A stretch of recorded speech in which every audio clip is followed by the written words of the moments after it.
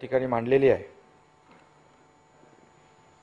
मराठा समाजाला आरक्षण देणारा निर्णय, थोडी पार्श्वभूमी मी या ठिकाणी विशद करू इच्छितो की 2014 साली आपण शासनाने अध्यादेश काढला 16% आरक्षण देण्याचा। 14/11/2014 रोजी त्याला हायकोर्टाने अंतरिम स्थगिती दिली आणि त्यांनी आदेश दिले त्यावेळेस की मराठा आरक्षणाची जी एकत्रित जी माहिती आहे ती राज्य मागासवर्ग आयोगाकडे पाठवावी। आणि त्यावेळेस आपले गायकवाड आयोग, त्या ठिकाणी मागासवर्ग आयोग जो आहे त्यांच्याकडे आपण माहिती पाठवली आणि संपूर्ण अभ्यास केल्यानंतर यामध्ये त्यांनी शासनाला शिफारस केली आणि जेव्हा ते SCBC जो बॅकवर्ड कायदा जो आहे 2018 ला आपण मंजूर केला आणि त्यानंतर शासनाने 16% आरक्षण दिलं। आरक्षण दिल्यानंतर त्यामध्ये हायकोर्टाने पुन्हा एक आपल्या आदेशामध्ये मॉडिफिकेशन केलं आणि आपला कायदा वैध केला, अपहेल्ड केला, आपला कायदा ग्राह्य धरला कायदा आपण केलेला आणि त्याप्रमाणे 27 जून 2018 रोजी आपलं जे आरक्षण जे होतं 12 आणि 13% केलं, आपण जे 16% केलं होतं 12 आणि 13। आणि त्यानंतर हा कायदा सुप्रीम कोर्टात चॅलेंज झाला आणि त्यावेळेस आपल्याला माहिती आहे की 9 सप्टेंबर 2020 ला सभापती महोदय अंतरिम त्याला स्थगिती दिली आणि त्यानंतर 5 मे 2021 रोजी या ठिकाणी त्याला तो रद्दच करून टाकला। आणि त्यावेळेस असं म्हटलं होतं सुप्रीम कोर्टाने की 9 सप्टेंबर 2020 पूर्वीचे ज्यांचे ॲडमिशन झाले, ज्यांचं जे जॉईन झाले त्यांना प्रोटेक्ट केलं आणि त्यानंतर 9 सप्टेंबर 2020 नंतर आरक्षणाचा लाभ देता येणार नाही अशा प्रकारचे स्पष्ट निर्देश आणि आदेश दिले। आणि त्यानंतर आपण सुप्रीम कोर्टाने जे आदेश केले, त्याची जी ऑर्डर केली त्याच्यातल्या प्रत्येक मुद्द्याचं जे काय इंटरप्रिटेशन असेल, त्याची समीक्षा असेल, त्याचा अभ्यास असेल, हे करण्यासाठी आपण जस्टिस दिलीप भोसले यांची एक कमिटी नेमली। त्यांनी शासनाला अहवाल दिला अभ्यास केल्यानंतर। त्यामध्ये त्यांनी म्हटलं की रिव्ह्यू पिटिशन सुप्रीम कोर्टामध्ये सभापती महोदय दाखल करण्याची आवश्यकता आहे आणि त्यामध्ये सर्वोच्च न्यायालयाने कायदा व गुणवत्तेच्या प्रश्नावर व्यक्त केलेले जे मत आहे ते किंबहुना त्यांनी जे त्यांच्या जे फाइंडिंग्स आहेत, निष्कर्ष आहेत, हे जे निष्कर्ष आहेत त्याला आव्हान देणारी याचिका, पुनर्विचार याचिका आपण दाखल करा। त्यानंतर दुसरं एक त्यांनी दिलं होतं, नवीन आयोगाची स्थापना करावी। राज्य शासनाच्या जे रिव्ह्यू पिटिशन जे आहे सुप्रीम कोर्टाने जे फेटाळलंय त्यावर मराठा समाजाची सामाजिक, शैक्षणिक व मागासलेपण जे आहे त्याची माहिती संकलित करणे। शेवटी आपल्याला ते पहिलं काम करावे लागेल, शैक्षणिक आणि सामाजिक मागास आहे म्हणून त्याप्रमाणे आपण ते एक डेडिकेटेड कमिशन या ठिकाणी नेमावं अशा प्रकारचं त्यांनी दुसरा। आणि त्यानंतर मराठा समाजास आरक्षण देण्यासाठी राज्य शासनाच्या जे भारताच्या राष्ट्रपतींकडे किंवा घटनेच्या अनुच्छेद 338B प्रमाणे अंतर्गत स्थापन झालेल्या नॅशनल बॅकवर्ड कमिशनकडे हा आपला प्रस्ताव पाठवावा अशा प्रकारचं आपण त्यांनी एक हे केलं। त्यानंतर इतर ज्या काही सकारात्मक सुविधा ज्या आहेत, ज्या आपण सुविधा देऊ शकतो, त्याला काय ते आर्थिक जो काही फायनान्शियल इम्प्लिकेशन ते आपल्यावर आहे, ते आपण त्यांना सुरूही केलं। त्यामध्ये मराठा समाजाच्या उन्नतीसाठी, त्यांच्या प्रगतीसाठी, त्या विद्यार्थ्यांना लाभ मिळावा यासाठी त्यांनी एक तिसरी शिफारस केली। त्यामध्ये बऱ्याचशा सुविधा आपण भाई सुरूही केलेल्या आहेत।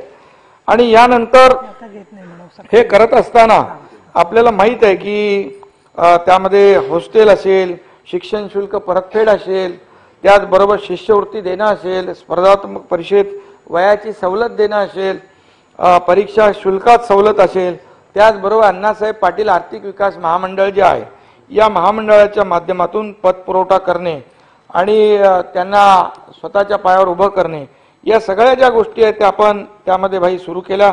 अण्णासाहेब पाटील आर्थिक विकास महामंडळाची 10 लाखाची मर्यादा होती, आपण 15 लाख केली। आपण ते व्याज आपण भरतो, ती देखील आपण योजना या ठिकाणी सुरू केली। आणि त्याचबरोबर यामध्ये जे एकदा मध्ये आपल्या जालनाला जे आंदोलन झालं होतं त्यावेळी देखील 4/2/2023 रोजी सभापती महोदया एक बैठक मी माझ्या अध्यक्षतेखाली घेतली आणि त्यामध्ये देखील काही मुद्दे समोर आले आणि मग मराठा समाजाला आरक्षण मिळण्यासाठी हे जे काही लढाई जी आहे आपली ती प्रभावीपणे आपण लढली पाहिजे, जिंकली पाहिजे, यासाठी काही नावं देखील आपल्या कडे आली आणि त्यामध्ये प्रामुख्याने हरीश साळवे साहेबांचं नावही आलं आणि हरीश साळवे साहेबांना त्या ठिकाणी नियुक्ती करावी आणि एक तज्ज्ञ आणि विशेष लोकांचा एक टास्क फोर्स निर्माण करावा अशा प्रकारची देखील सूचना आल्यानंतर आपण भाई हरीश साळवे साहेब, मी स्वतः त्यांच्याशी बोललो आणि त्याचबरोबर आपले पटवाली आहेत, मुकुल रोहतगी आहेत, विजयसिंग थोरात आहेत, अक्षय शिंदे आहेत व इतर जे काही निष्णात त्या जे आरक्षण आपल्याला जे आपण खाली 2018ला जे वैध झालं आणि कोर्टाने ते ग्राह्य धरलं, याच्यामध्ये ज्यांनी अभ्यासपूर्व सगळ्या गोष्टी केल्या होत्या, ज्यांनी मदत केली होती त्यांना देखील आम्ही त्याच्यामध्ये समावेश केलेला आहे आणि याचं हे करत असताना त्याचबरोबर आम्ही भाई यामध्ये जे ओबीसीच्या ज्या सवलती आहेत, आता कोर्टाचं आरक्षण आहे ती लढाई आपण लढतोय, त्याच्यावर मी बोलतो तुमच्याशी, पण ज्या सोयी सुविधा ज्या आहेत या सोयी सुविधा देखील देण्यासाठी आपण अनेक नवीन देखील योजना सुरू केल्या। त्यामध्ये एक मुद्दा असा होता की कुणबी मराठा आणि मराठा कुणबी हे दाखले पूर्वी मिळत होते, ते मिळत होते, काही ठिकाणी आता ते पुरामध्ये काही याच्यामध्ये आपत्तीमध्ये ते नष्ट झाले।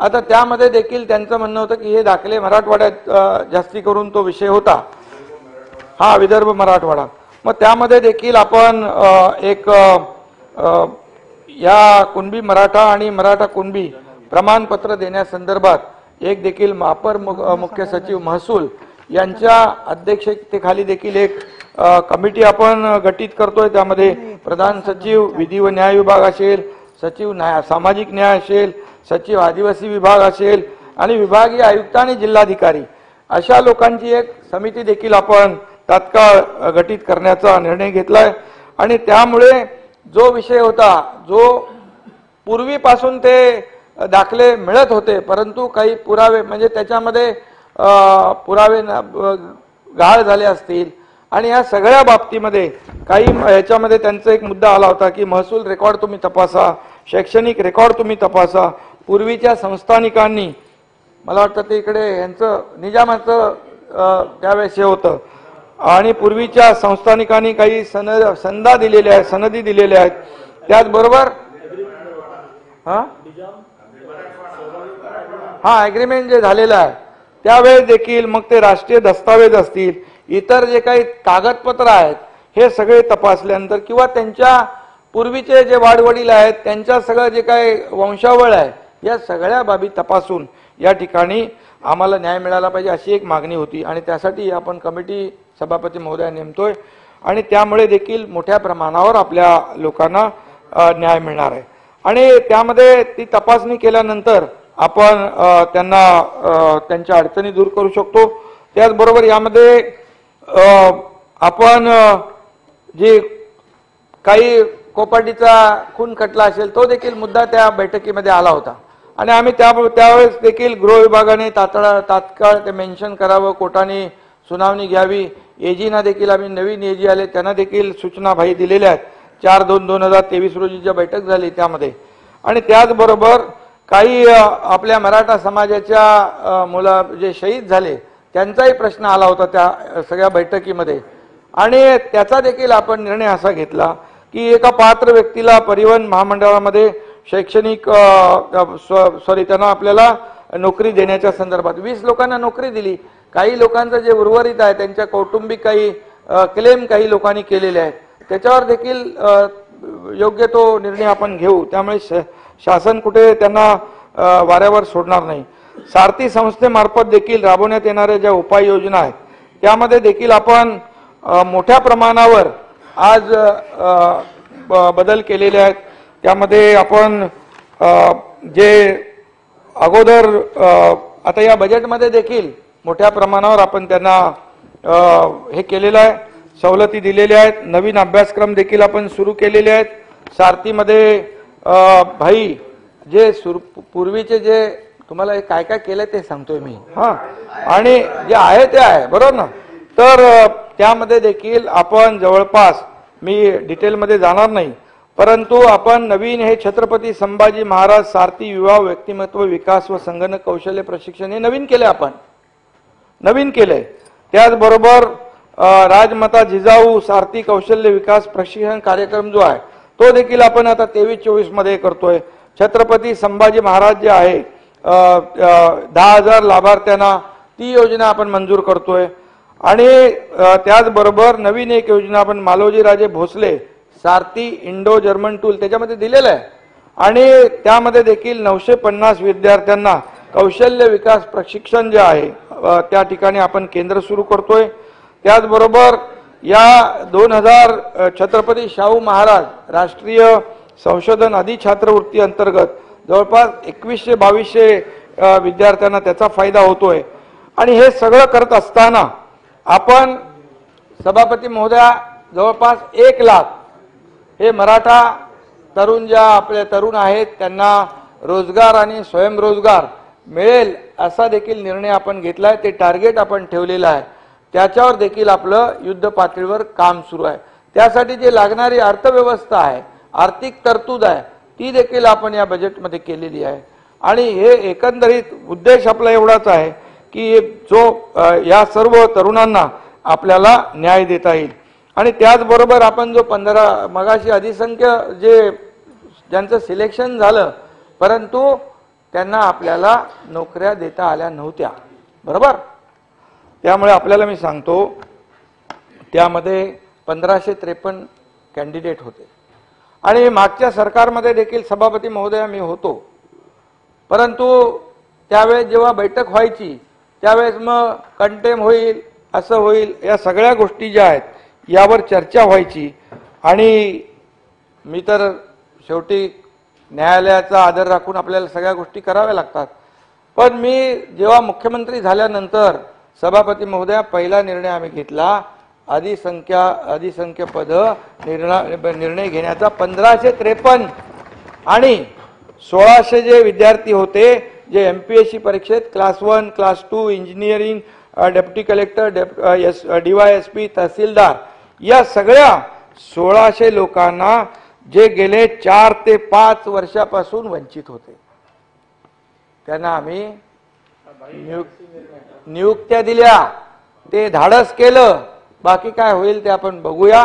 परंतु यांना आपण 3150 जे कॅन्डिडेट होते त्यांना आपण नियुक्त्या दिल्या. डायरेक्ट आम्ही बोलवले आणि नियुक्त्या देखील दिल्या. तुमचा जो महत्त्वाचा मुद्दा होता, कारण त्या काळामध्ये त्यांचं सिलेक्शन झालं होतं परंतु त्यांना अपॉइंटमेंट मिळाली नव्हती. आणि नाही, त्यांनी चांगला मुद्दा उपस्थित केलेला आहे. आणि त्यामुळे आपल्याला हेही सांगू इच्छितो की सुप्रीम कोर्टाने मराठा आरक्षणाला स्थगिती देण्यापूर्वी जे 9 सप्टेंबर 2020 पूर्वीच्या असे काही कॅन्डिडेट असतील तर ते कोणालाही हे सरकार वंचित ठेवणार नाही. आपण त्याला देखील एक विंडो ओपन ठेवलेला आहे, म्हणजे जाणीवपूर्वक हा निर्णय आपण घेतलेला आहे. आणि म्हणून या संपूर्ण याच्यामध्ये मी बाकी याच्यात डिटेलमध्ये जात नाही, परंतु एवढंच यामध्ये सांगतो की जी आपण टास्क फोर्स नेमलेला आहे त्यामध्ये हरीश साळवे साहेब आहेत, मी मगाशी नावं घेतली ते आहेत, आणि चंद्रकांत दादा त्याचे उपसमितीचे अध्यक्ष आहेत. आमची कमिटी आहे ही देखील तातडीने या ठिकाणी असं ठरलेलं आहे आपलं की अधिवेशन संपल्यानंतर दिल्लीला जायचं, या सर्वांची एक बैठक घ्यायची, कोर्टामध्ये हे मॅटर जे आहे हे आपल्याला कसं मेन्शन करता येईल आणि आपल्याला हे लवकर हे करून याच्यावर निर्णय घेता येईल. मी स्वतः त्यांच्याबरोबर जाणार आहे मुख्यमंत्री म्हणून, शेवटी माझी जबाबदारी आहे. आणि म्हणून यामध्ये आपण कुठलंही राजकारण न आणता, तुम्ही मगाशी म्हणालात की यामध्ये आपल्याला कुठलंही राजकारण न आणता जेव्हा आपण जसं दोन्ही सभागृहाने आपण ठराव केले आणि आपण ठराव पाठवले तो देखील आपल्याला एक मुद्दा आहे, ती देखील आपण विनंती करू. आपण जे मगाशी म्हणालात की तेही, परंतु शेवटी सुप्रीम कोर्टाने 50% जे आपल्याला मर्यादा घालून दिलेली आहे, कॅपिंग केलेलं आहे, हा मुद्दा देखील अतिशय महत्त्वाचा आहे. आणि तामिळनाडूचं जे आहे ते एक जुनं आहे विषय, आणि ते शेड्यूल 9 मध्ये माझ्या माहितीप्रमाणे शेड्यूल 9 मध्ये आहे. तर यासाठी जे जे काही आपल्याला करता येईल या मराठा समाजाला आरक्षण देण्यासाठी, आणि आरक्षण देण्यासाठी जे जे काही करायचं आहे, जी वकिलांची तज्ज्ञ लोकांची फौज आहे, हे इतर आपल्या ज्या काही मराठा समाजाच्या ज्या संघटना आहेत त्यांचे प्रतिनिधी आहेत, ज्यांनी हे आरक्षण देण्यासाठी हायकोर्टामध्ये जे टिकलं, ज्यांनी महत्त्वाच्या सूचना केल्यात, ज्यांनी सहकार्य केले, या सगळ्यांना विश्वासात घेऊन आपण हे काम सुप्रीम कोर्टामध्ये, मला वाटतं सभापती महोदया, याच्यामध्ये पूर्णपणे ताकदीने हे सरकार तिथे लढाई लढेल.